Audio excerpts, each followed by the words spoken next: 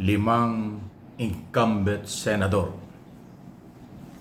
ang posibleng mawala sa Senado kapag lumabas na ang mga warrant of arrest laban sa kanila.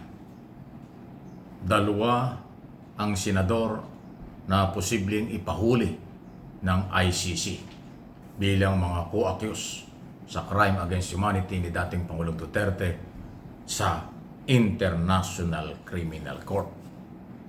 Ang tatlo namang senador ang pwede hong naharap sa kaso at pwede ring ipa-aresto sa oras na lumabas ang arrest order ay si dating Senate President Chis Escudero, Senator Joel Villanueva, dating Majority Leader ng Senado, at dating Senate President pro tempore na si Jinggoy Estrada. Hindi man sinasadya, pero ito ang totoo. Lahat sila membro ng minority na binabansagang Duterte Senador. Ngayon nga may pahabol pa silang sinasabi, mga senador pro-China. Yun naman ay allegation lang. So sa aking paniniwala ay wala po itong political harassment. Legal process ito. National at international law ang pinapairan. Sa ICC, Pilipino ang complainant na naging biktima ng operasyon noong nakaraang gobyerno. Ito namang sa ICI, Independent Commission for Infrastructure, Department of Justice, Office of the Ombudsman, alleged graft in corruption na sinasangkot si Villanueva, Escudero at Estrada. So hindi man sinasadya, sila po yung na-identify sa kasalukuyan. Pagka kasi nasa korte na ang kaso, wala tayong magagawa kung hindi sumunod sa court order. Dahil yun ay parte ng rule of law, due process, na pag may kaso, papa-aresto, ihaharap sa husgado, then sasailalim sa trial. Lahat sila, hindi ko sinasabing guilty. Sinasabi ko lang na sila ay lahat magkakakaso at pwedeng ipa-aresto sa susunod na mga pagkakataon after mag-issue ng warrant of arrest ang ICC at ang Sandigang Bayan. Panibagong record na naman ito kasi mga senador na dapat ang ating mga senador ay nagiging magandang halimbawa sa kabataan na kagalang-galang, matitino at walang bahid ng anumang pagkakamali sa batas kasi sila ay mamabatas. Kaya lang itong issue nung kay Bongo at saka kay Bato, hindi pa naman sila politiko nung sila ay makasuhan. Pero ngayon, mga senador na. Eh itong tatlo, talagang dating senador, kasalukuyang senador. Mga veterano ng senador, pero sumabit sa flood control scam. Kaya wala tayong magagawa. Balitaan lang ito. Pagtalakay sa katotohanan sa rule of law pinapairal ng Marcos administration. Eh hindi po ako nagkulang at ng aking mga channel ng kapapaliwanag noong araw pa. Ayaw niyang maniwala na ang rule of law from day one ay sinabi ng Pangulo, hindi yan pwedeng daanin sa pabiro-biro. Seryoso yung ipapatupad.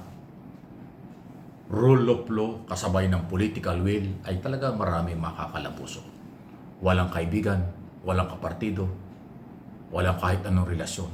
Pag may ebidensya, kakasuhan, pagka may warrant of arrest, aarestuhin, ipakukulong.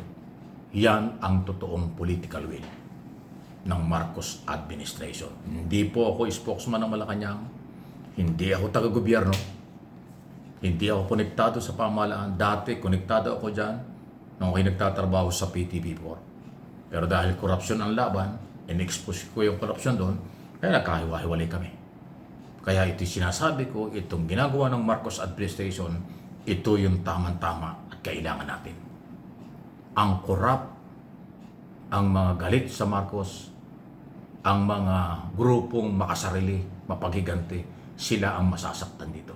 Sila ang tatamaan dito. Kasi ang rule of law Mahalaga yan. Walang pang-aabuso, walang personalan, batas ang pinapairal. Ganon po yan. Hindi makikialam ang Office of the President sa trabaho ng judicial body, lalo na pag nasa Sandigang Bayan or Office of the Ombudsman. Ang may control lang ang Executive Department kapag nasa Department of Justice o kaya ay nasa ICI, Independent Commission for Infrastructure. Pero pag nasa Ombudsman na, hindi na. Kasi constitutional body ang Ombudsman, independent yan, hindi pwedeng utusan ng Pangulo o ng gobyerno. Pag nasa Sandigang Bayan, hindi rin pwedeng pakialaman ng Executive Department kasi under na yan ng judicial body. Kaso na yan, dokumento na yan, magtatrial, walang pwedeng makialam. Kahit na media, social media, kahit sino, alam ko po yan. May mga limitasyon. Kaya yung pagbabalita kung sino ang kakasuhan, sino ang kinasuhan, sino ang huhulihin, sino may pananagutan, hanggang doon lang tayo. Yung merito ng kaso, detalye, kapag nasa korte na, bawal ang pag-usapan yan. Hindi tayo katulad ng iba, dakdak ng dakdak na kahit na yung merito ng kaso ay tinatala kahit nasa korte, hindi nila alam. Pwede silang makontempt nun at pwede silang ipatawag ng korte. Ako hindi, alam ko yun eh. May mga limitasyon. So, base sa katotohanan, base sa mga impormasyon, base ho sa mga pinanggagalingan ng mga nangyayari, ang ating opinyon at mga pagtalakay dito. Walang personalan ito. Justice for all victim sa crime against humanity. Justice for all victim ng mga Pilipino sa grabing korupsyon. Justice din, katarungan din ang ating hinihiling sa mga akusado, sa mga suspect, mga kakasuhan, dahil may karapatan din silang ipagtanggol ang sarili. Kaya lang pag may ebidensya laban sa kanila, ibang issue yun. Abangan natin ang gagawin ng korte sa kanila. Panindigan natin ang political will ni Pangulong Marcos. Kahit siya'y binabastos, nilalait, pinipersonal ng mga anti-Marcos, waipet sa rule of law policy ng kasalukuyang gobyerno.